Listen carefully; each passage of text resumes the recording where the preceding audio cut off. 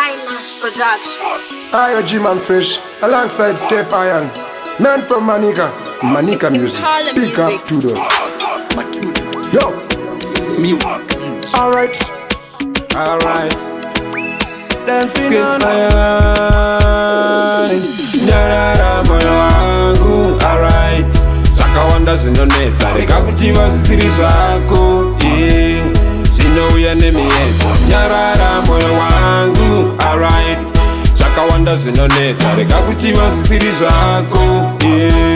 Zvinouya nemiyedzo. Ona meso piriviri seganda remhiripiri yavandu vainetsa vainzi masiya mbiri. Pamutupo ndakanganwa asi vanengesa mbiri vaigesa nemututsva wopukuta nemari. Fadza vadikani vachikanganwa Mwari. Nguva yakazovabaya sechipikiri. Zvine nharo mire kudaro. Mbijana hazvidi makaro. Ndangoti nyarara moyo wangu. Alright. Zvakawanda zvinonetsa reka kuti vasiri zvako. Zvingatiunzire miyedzo. Nyarara moyo wangu. Alright. Zvakawanda zvinonetsa reka kuti vasiri zvako. Vakanita nekushinga chandiona ndakatanda tsinga. Mamhepo nemunyama zvandivhiringa. Ndiri kupunyaira ningorimo musango. Moyo wangu wakandituma zvisizvo. Nhasi uno ndiri kungochema. Apese pandashanda ndinotonga gomera. Zvandiomera handina kwekuchemera. Ndangoti nyarara moyo wangu. Alright. Zvakawanda zvinonetsa reka kuchiva zvisiri zvako. Zvinouya nemiyedzo. Nyarara moyo wangu. Alright. Zvakawanda zvinonetsa reka kuchiva zvisiri zvako.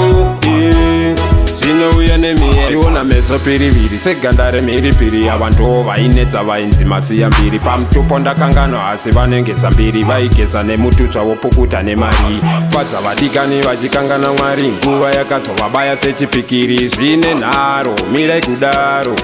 Mbijana hazvidi makaro. Ndangoti nyarara moyo wangu. Alright. Zvakawanda zvinonetsa reka kuti vasiri zvako. Zvingatiunzire miyedzo. Nyarara moyo wangu. Alright. Zvakawanda zvinonetsa reka kuti vasiri zvako.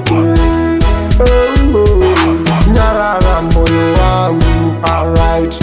Zvakawanda zvinonetsa reka kuti vasiri zvako.